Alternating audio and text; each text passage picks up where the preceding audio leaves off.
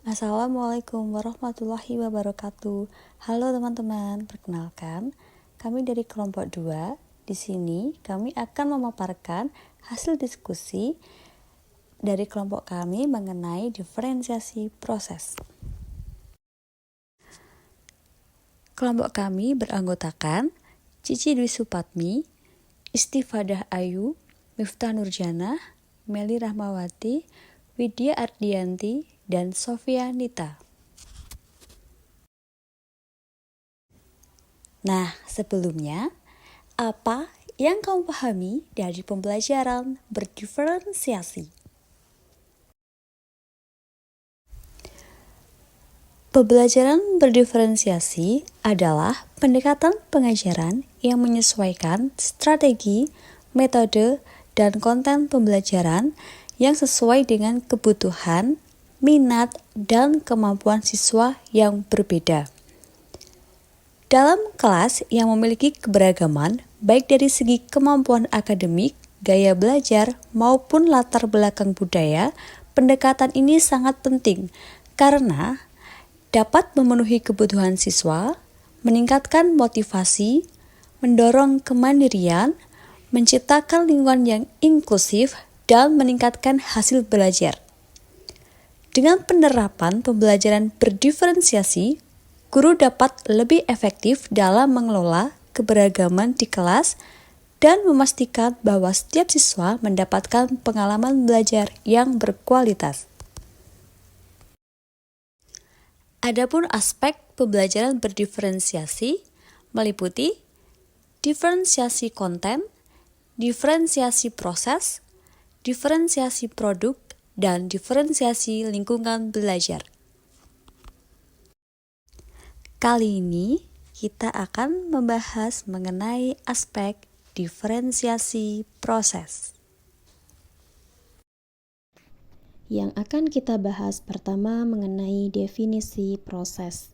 Di dalam bukunya Desi dan kawan-kawan yang berjudul Analisis Penerapan Pembelajaran Berdiferensiasi dalam Implementasi Kurikulum Merdeka pada Pelajaran Matematika SD tahun 2022 mendefinisikan proses mengacu pada kegiatan yang dilakukan oleh peserta didik di dalam kelas dan bagaimana mereka akan memahami atau memaknai apa yang dipelajari.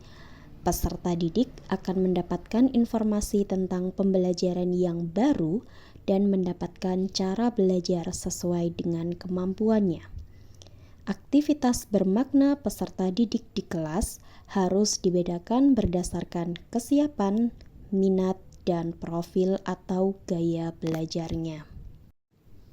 Berikutnya, implementasi diferensiasi proses. Pada kesempatan kali ini, kelompok kami menyajikan 6 implementasi diferensiasi proses, diantaranya kegiatan berjenjang, yang kedua pertanyaan pemandu atau tantangan, yang ketiga membuat agenda individu untuk siswa, yang keempat memberikan durasi waktu, yang kelima mengembangkan kegiatan bervariasi, dan yang terakhir pengelompokan yang fleksibel. Selanjutnya mari kita bahas satu persatu. Kita mulai dari kegiatan berjenjang. Kegiatan berjenjang merupakan salah satu strategi dalam diferensiasi proses di mana seluruh peserta didik berkolaborasi untuk membangun pemahaman dan keterampilan yang sama. Namun, mereka melakukannya dengan berbagai tingkat dukungan, tantangan, atau kompleksitas yang disesuaikan dengan kebutuhan dan kemampuan masing-masing. Tujuan utamanya adalah memastikan semua siswa terlibat secara aktif dan mencapai kompetensi yang diharapkan, tetapi dengan pendekatan dan tantangan yang relevan bagi setiap siswa. Yang kedua, pertanyaan pemandu atau tantangan.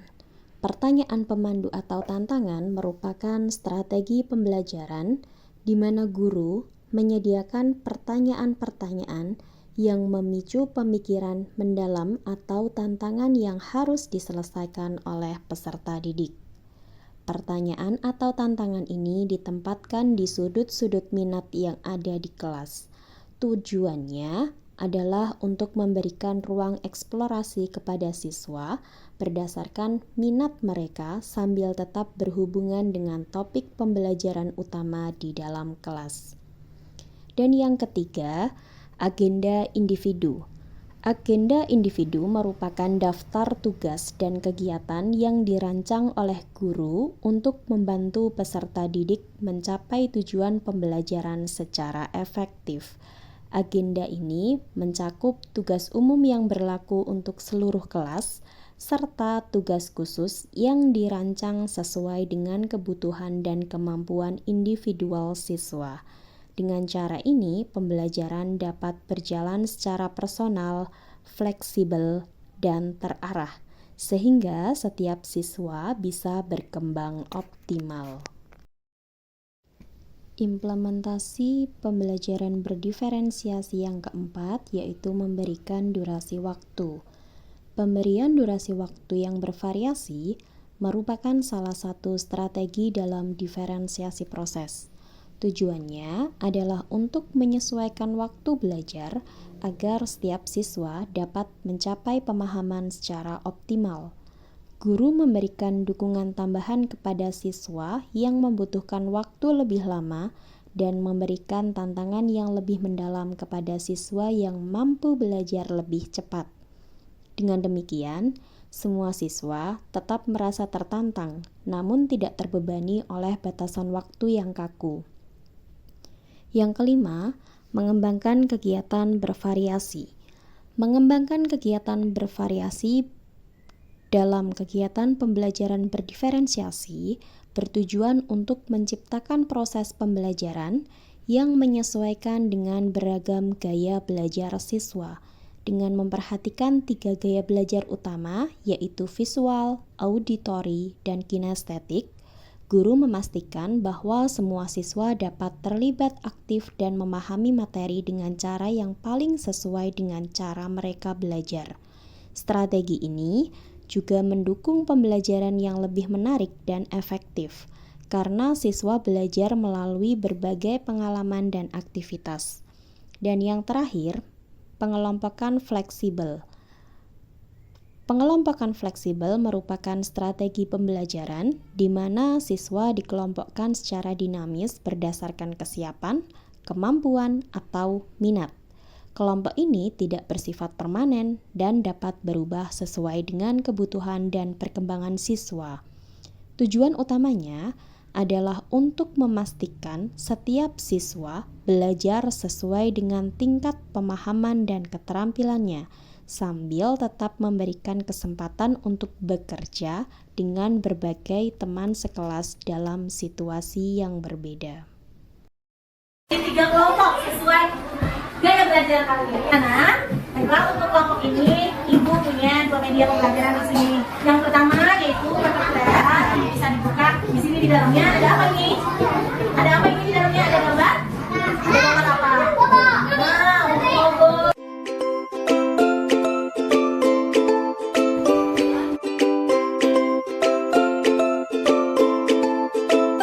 Untuk kelompok auditori, Ibu nanti bawakan speaker untuk kalian mendengarkan rekaman tentang artikel pendek. Tentang apa artikelnya, ada yang tahu?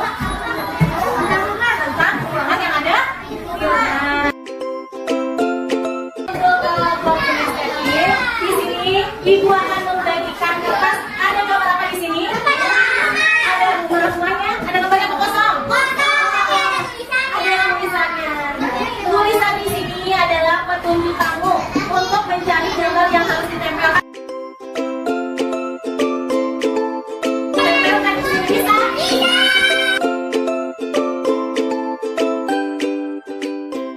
Kotak, kalau kotak apa biasanya? Kalau batik yang harus ditutup apa batik? Kemudian batik? Coba. Berdasarkan video tersebut, guru membagi kelompok menjadi 3 berdasarkan gaya belajarnya. Yang pertama, ada kelompok visual, yang mana kelompok ini belajar dengan mengamati bagian-bagian ruangan pada paper house craft. Lalu yang kedua, kelompok auditori, yang mana kelompok ini belajar dengan mendengarkan rekaman dan membaca artikel pendek mengenai bagian rumah. Dan yang terakhir, kelompok kinestetik. Kelompok ini belajar dengan menyusun gambar-gambar bagian rumah pada LKPD. Dan yang terakhir dari presentasi kelompok kami yaitu contoh diferensiasi proses berdasarkan kesiapan belajar, di mana pada kesempatan kali ini guru membagi menjadi 3 kelompok. Kelompok pertama yaitu kelompok yang peserta didiknya masih membutuhkan media untuk penjumlahan, diberikan melalui penjumlahan berulang menggunakan tabel angka. Dan yang kedua, kelompok yang terdiri dari peserta didik yang mulai lancar penjumlahan berulang tanpa media bisa menggunakan pola dari hitung lompat. Dan yang terakhir, kelompok 3, yang mana peserta didiknya itu sudah lancar menyelesaikan perkalian, bisa menggunakan beberapa strategi mental math supaya semakin lancar perkaliannya. Sekian presentasi mengenai diferensiasi proses dari kelompok kami. Apabila ada kurang lebihnya kami mohon maaf. Wassalamualaikum warahmatullahi wabarakatuh.